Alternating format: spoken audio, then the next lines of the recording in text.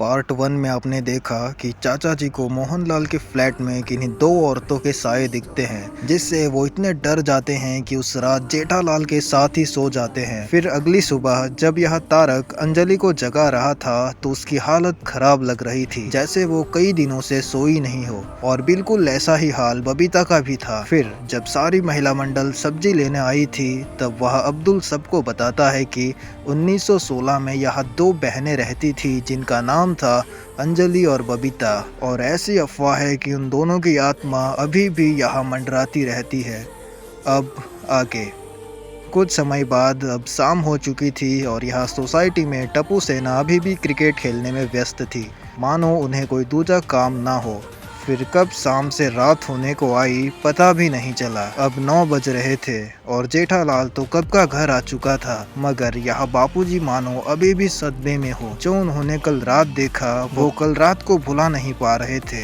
तभी जेठालाल उन्हें समझाता है कि आप बिल्कुल भी चिंता मत कीजिए, शायद टप्पू सच ही कह रहा था कि जो कल आपने देखा वो बस एक वहम था। मगर यह चाचा जी को मानो जेठालाल की बात जरा भी सुनाई नहीं दी। वो अलग ही अपनी दुनिया में खोए हुए थे। कुछ ही पल में जेठालाल घर से बाहर निकल आया। शायद वो सोडा पीने जा रहा था, और जैसे ही वो सीढ़ियाँ उतर के नीचे आता है तो वो देखता है कि सारी महिलाएं वहीं बैठ के एक दूसरे से बातें कर रही थी और वो थोड़ी परेशान भी लग रही थी। लेकिन यहाँ जेठालाल की आंखें किसी को ढूंढ रही थी जो वहाँ मौजूद नहीं थी, और वो थी बबीता जी। लेकिन उनके साथ एक और महिला वहाँ मौजूद नहीं थी, वो थी अंजलि भाभी। लेकिन यहाँ जेठालाल को बबीता जी तो नहीं देखी, लेकिन उसको वहाँ से मेहता साहब गुजरते हुए जरूर दिख गए। शायद वो भी सोडा शॉप पे जा रहे थे। तभी जेठालाल उन्हें देखते ही उनके पास जाने लगा, और यहाँ मेहता साहब महिला मंडल की ओर देखते हुए कुछ नोटिस करता है कि वो थोड़ी सी परेशान थी। तभी वो इन सब से पूछता है कि क्या बात है, आप सब इतनी परेशान क्यों लग रही हो। मेहता साहब ने पूछा, लेकिन इस बात का किसी ने जवाब नहीं दिया। और तभी वहाँ जेठालाल भी पहुँचता है, और उसी वक्त वहाँ माधवी भाभी कहती है कि कोई परेशानी वाली बात नहीं है, वो तो बस हम ये सोच रहे थे कि इस टाइम पे महंगाई कितनी बढ़ चुकी है, अगर ऐसा ही चलता रहा तो आम आदमी कैसे जिएगा। माधवी ने कहा, जो सुन के जेठालाल भी कहता है, ये बात तो आपने सही कही माधवी भाभी, और वैसे भी हम इसमें क्या कर सकते हैं, हमारे हाथ में कुछ नहीं है। जेठालाल ने कहा, लेकिन ये वो बात नहीं थी जिस वजह से महिला मंडल परेशान थी। वो परेशान थी क्योंकि सुबह जो अब्दुल ने उनसे कहा वो बातें अभी भी इन सबके दिमाग में खौफ बनकर बैठी थी। और तभी यहाँ जेठालाल को न जाने क्या सोचता है, वो सीधे मेहता साहब से पूछ पड़ता है कि मेहता साहब, यहाँ पे सारी महिला मंडल है लेकिन अंजलि भाभी नहीं, वो ठीक तो है ना। जेठालाल ने पूछा। ये सुन के मेहता जवाब देता है कि हाँ वो ठीक है, लेकिन वो कह रही थी कि उसे थोड़े आराम की ज़रूरत है, वो आराम कर रही है। मेहता ने जवाब दिया और जेठालाल से कहा कि अब उन्हें सोडा शॉप पे जाना चाहिए। मगर एक और बात थी जो सब नोटिस कर रहे थे, लेकिन किसी ने पूछा नहीं। वो ये था कि मेहता साहब आज खुश लग रहे थे। और तभी जेठालाल उससे पूछता है कि आज तो आप बहुत खुश लग रहे हो, आखिर बात क्या है। लेकिन तभी यहाँ रोशन भाभी कहती है कि वो खुश तो होंगे ही ना, क्योंकि आज उन्हें अंजलि भाभी ने गाजर का हलवा जो बना के खिलाया है। रोशन भाभी ने कहा, और शायद ये वही बात थी जिसे मेहता साहब इतने खुश, या शायद नहीं, क्योंकि उसी वक्त मेहता साहब कहते हैं कि अरे नहीं रोशन भाभी, इनफैक्ट आज तो अंजलि ने करेले की सब्जी बनाई थी। वो मैं तो इसलिए खुश हूँ क्योंकि आज बॉस ने मेरे साथ बहुत अच्छा बर्ताव किया, और हो सकता है कि कुछ ही दिनों में मेरा प्रमोशन भी हो जाए। मेहता साहब ने कहा, जो सुन के सब खुश होने लगे। कुछ पल बाद अब मेहता और जेठालाल सोडा शॉप पे थे। सोसाइटी के सारे जेंट्स हंसी मजाक करने में लगे थे, सब खुश लग रहे थे। लेकिन यह अब्दुल थोड़ा परेशान था, उसके मन में कुछ तो चल रहा था जो वो बोल नहीं पा रहा था। मगर तभी वो कहता है कि वो माफ़ करना, लेकिन आज मुझे थोड़ा जल्दी घर जाना होगा, तो क्या आप लोग। अब्दुल ने कहा। ये सुन के सबको थोड़ा अजीब तो लगता है, क्योंकि आमतौर पर अब्दुल इतने जल्दी दुकान कभी बंद नहीं करता, तो आज क्यों।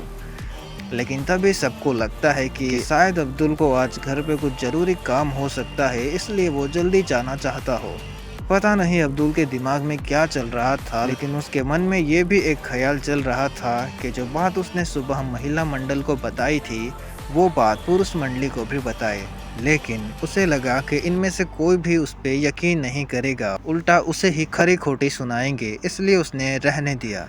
कुछ पल बाद पुरुष मंडली अपने घर पहुंच गई थी और अब्दुल भी दुकान बंद करके घर को निकल गया था। और यहाँ गड़ा फैमिली में हालत पहले से ठीक थी। बापूजी कल रात से जो डरे हुए थे, फिलहाल वो ठीक ठाक ही लग रहे थे और कुछ ही पल में वो और टप्पू सो जाते हैं। और यहाँ जेठालाल का मन हो रहा था कि थोड़ी देर टीवी देख ले, लेकिन इससे बापूजी की नींद डिस्टर्ब हो सकती है, इस वजह से वो भी सोने चला गया।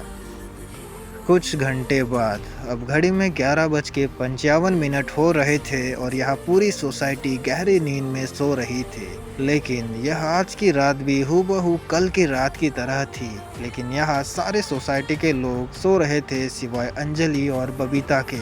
उन दोनों के चेहरे पर एक डरावनी सी मुस्कुराहट थी और वो दोनों बार बार घड़ी में देख रही थी, मानो उन्हें 12 बजने का इंतजार हो। और अब देखते ही देखते वो घड़ी भी आ जाती है जब ठीक 12 बज चुके थे। और 12 बजते ही अंजलि और बबीता दोनों अपने बेड से उठती है और कमरे से निकलने लगती है।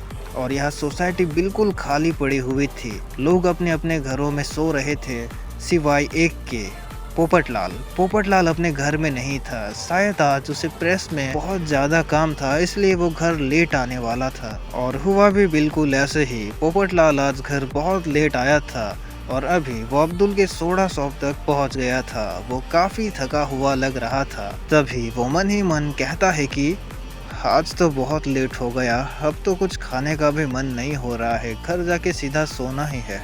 पोपटलाल ने खुद से कहा और खुद से ही बड़बड़ाते हुए वो सोसाइटी में पहुंच गया। लेकिन तभी वो देखता है कि कोई दो औरतें डी विंग की ओर जा रही थी। लेकिन पोपटलाल को अंधेरे की वजह से कुछ साफ दिखाई नहीं दे रहा था कि वो कौन थी। तभी पोपटलाल का मन तो हो रहा था कि उनके पीछे जाए और देखे कि वो कौन है, लेकिन उसे थोड़ा डर भी लग रहा था।